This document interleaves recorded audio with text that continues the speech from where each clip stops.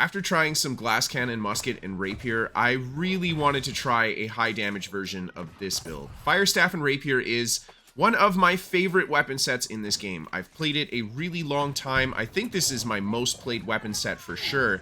And I've never actually really tried it with a super glass cannon setup. So yeah, I did it and it was really good. I'm talking like this is probably better than my non-glass cannon setup. The damage was really high, the burn damage was really high, and the rapier hit hard. Everything just absolutely cooking people out here.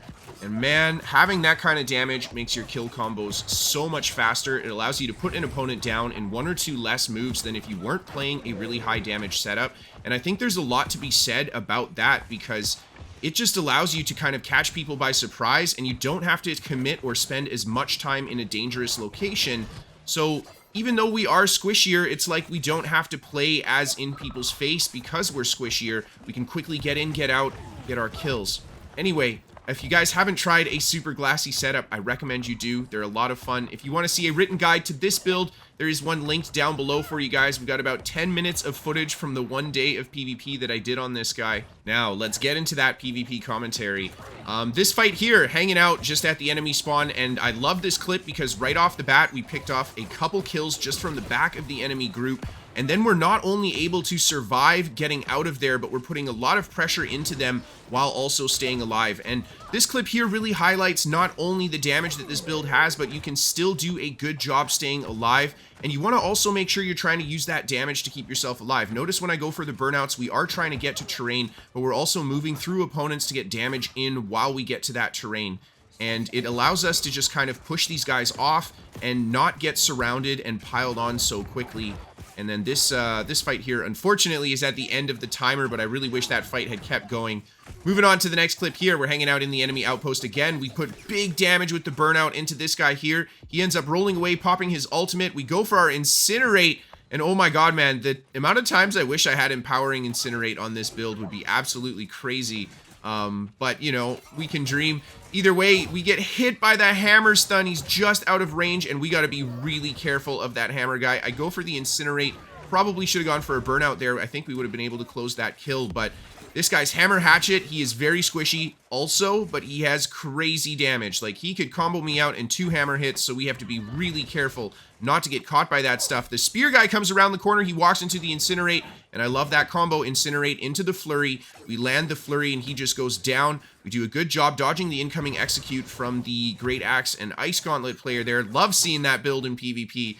And we try to stay on top of the really squishy hatchet hammer guy. Again, he hits me with the hammer, and look at that damage. I thought that I might be able to have the invulnerability from the flurry, but I was a little bit too early. And yeah, we got punished hard for that. But the healing power on these builds, man, oh my god, potions are out of control. Healing is so good this patch, and we just quickly pop back up to full health. And I think that's the big thing about running a build like this, is that we don't have a lot of health, but we can keep that health full very easily. And we just keep the pressure on the hammer guy here, but he's doing a good job just kind of kiting around, buying the Ice Gauntlet player a little bit of time to try to put some damage into me. But yeah, I think in this situation here, we definitely have an advantage with the mobility, and I tried to switch targets to the Ice Gauntlet player, go for a few pokes. I get some weird tracking there, but that's okay. And then in this situation, look at this. We caught him with his stam on the lower side again. He ends up blowing his stamina for the final roll, and we know that he's got no stamina left, so I break his entomb, and I keep the pressure on him. And then we get caught in some nasty immobilizes here, and there is the stun from the hammer guy, because I ended up gassing myself and all that ice stuff, but we use the rapier here to just keep ourselves alive, and that's just the saving grace of rapier. We have so much stam sustain on it. There again, we get clipped by the hammer guy. We take a lot of damage. He's throwing those hammers down. The execute's coming down. Oh my god. I like this spot here too because we actually get caught in a lot of stuff, but you get to see that the iframes and everything on this build still very effective, especially with the rapier. We don't need to be moving around a crazy amount as long as we're timing our moves properly. And there is a great job catching this guy low on, well, not even low on health. He walked into the combo as we threw it down, and then we just turned on him right away. And when we chase him and he runs up the tree, oh no! Give him a couple pokes and down he goes, and now it is us and the very dangerous hammer and hatchet player, and we have to be careful. There's the stagger from the hatchet. He knew we were winding up the burnout. We're really well timed on his part, but I'll be honest, man, it seems like damage and durability wise, we've got him a little bit outgunned. And there's the Rapier to finish him off.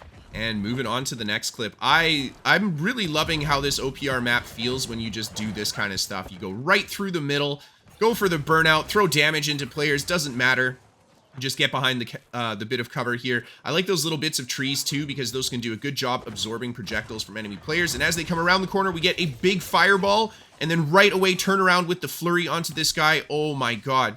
Just a really quick combo. He ends up going down. And then I turn around and just see who else is chasing. It looks like the hammer player is just running off on his own there, so he's ignoring me. So I turn around and get on top of the Ice Gauntlet player here. Now, he goes for his Entomb, and then it looked like a second Entomb because the first one got interrupted or something. I'm not really sure what happened there. Or maybe he's running that cooldown build so he can pop multiple Entombs. Either way, we still managed to get a little bit of damage into him, but I end up just backing up a little more because I want to be careful with how we are approaching this kind of a fight. Don't want to overcommit to something too dangerous, and we pull this guy off by himself. Big damage with the Fire Staff. Again, we switch to the Rapier to go for the finish, and down he goes. And it looks like we've got a friendly player here, all Yap. Man, I was playing with and against this guy today. He is a good player, and he was doing a lot of good work in the back here by himself. And then when I hang out with him here, I think we had a good little thing going on. And these guys just blasting at us. I end up being able to get in and out pretty safely there. This guy comes around the corner. We hit him with the fireball. Unfortunately, I end up missing the rest of my burnout there. And Yap right away gets on top of him. I go through the opponent that jumps on Yap just to put a little bit of damage into him with the gap closer, but also I want to focus on trying to finish off the lower health target there. Then I get in the back here, and we've got the Incinerate and the Burnout ready. I go for the Burnout. Nice connection there. We get good damage on a couple players. And then I just get behind the pillar here. A little bit of LOS, drink the potions. And now all the friendlies come charging in, and we all know how that ends up. Anyhow, some of these games were total washes, unfortunately. You guys know, you've been in OPR. Sometimes that's just how they end. Moving on to the next fight here, we have got the Sword and Shield Hatchet guy. Uh-oh, that is always a scary build. I do like this build because we have Grit, and we have the Stagger off of Incinerate. I know that a lot of people don't like Incinerate because of it's just a Stagger, but man, you just time it right, you know? You just time it right. You're not throwing down the Incinerate when you know the Shield Rush is coming. That's what I'm saying. Or when they have Berserk up. But still, it's a fantastic tool to keep yourself alive. And this guy just keeps the pressure on. I do a good job just kind of kiting him out. Thankfully, he is in medium armor, so he's a little bit on the slower side mobility-wise. And there's a beautiful Incinerate. Oh my god, we get on top of this guy with lots of damage. He's just about to get away. We get him the poke right before he can drink his potion. Oh man, I love Incinerate. And there again, he has the Berserk up, but I do pop the Incinerate anyway because I see he's in the middle of his move. So we have time to get that Incinerate off, apply another burn, and then we just kind of trade with him with the Rapier. And I love Flurry for dealing with Hatchet and Sword and Shield because we can catch them coming in on their combos and just put huge damage into them. Oh my god, we're just taking chunks out of this guy with the Rapier. And there's the flesh to get back through him. He's popped his Undeath so he doesn't die. And look at the damage he has. Oh my god, we sat in his stuff for literally 1 second. We take so much damage from him. So we have to be really, really careful how we do this engagement. And the other player ends up coming back out from the respawn. So we're going to have to fight him as well again. And there we go. He doesn't have his Grit up. We go for the Incinerate. We get a nice stagger there. Go for the flesh through. What a weird combo, but it ends up working. And we get the backstab on him as well. He ends up going down. And then right away back on top of this guy here. He is, looks like he's mirroring my build here. He's got Fire Staff and Rapier as well. But we end up landing some nice hits on him, and down he goes. And then I get back into the enemy group here, and I'm just trying to do some damage to their tail. This guy, very low on health. We hit him with the Fireball, go for the Burnout through. We land. Oh, that was a nice Burnout. We connected on both targets, but the other guy manages to get through the door right before I can get the finishing blow on him. And there's another Incinerate there. We throw down the Fireball, go for the flesh through. Lots of movement with the Rapier to stay alive. Unfortunately, they catch me there. And I go for the Burnout again just to break that distance. That was really risky. We had a lot of pressure on us, but we end up surviving. And just look how low health I am here. We still get the kill with the Incinerate. Down I go. Here's the build, guys. 441 intel. I didn't go all the way to 500 because I still wanted to run 100 con, and we do need 100 dex. We could have maybe taken some points out of focus to go a little bit more intel, but that is pretty much as glassy as a build like this can get. and still be a really good all-around setup. And I look at my trees. Nothing's changed from previous Firestaff Rapier trees for me. Loving backdraft a lot in that first clip. You guys saw a lot of backdraft kills, so yeah, gotta enjoy it. We got the Narwhal Tusk. This is Abyss Rapier. If you guys can get this thing, by all means, get it. It is so strong.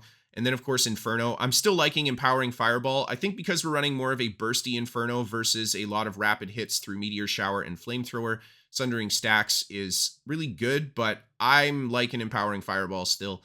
The Old Crown. This is probably a Glass Cannon build's best friend. Not only does it let you hit those jump points, but it gives you a lot of additional durability across the board, which a squishier build really benefits from because you don't want to get killed instantly. So it gives you a little bit more just to hang on to. Of course, we've got Shirking Energy, we've got Leeching Flurry, we've got Vital Synergy and Hasted Vigor as the really important perks, and everything else is just Shirking Heals and Refreshing. Really good stuff. And then we've got the Gorgon Amulet, Stamina Recovery, Divine, and Health. I have 45% Empower on the staff without having to run the Shirking Empower on that amulet. The ring, of course, has fire damage and Endless Thirst. So good, guys. So good this patch. As long as you alternate potions, there's no downside to it, and it's really strong. And look at these beautiful resists, man. 8% physical, 11% elemental, and 22% fire. Really nice. And then we're using the regular regen and the burst regen potion. These are the two we like to cycle. They give you the most healing. And last but not least, we've got Stone Form, just for that additional bit of trolling, especially on a glassy build. Stone Form's really good. That's it, everybody. Hope you enjoyed, and I'll see you next time.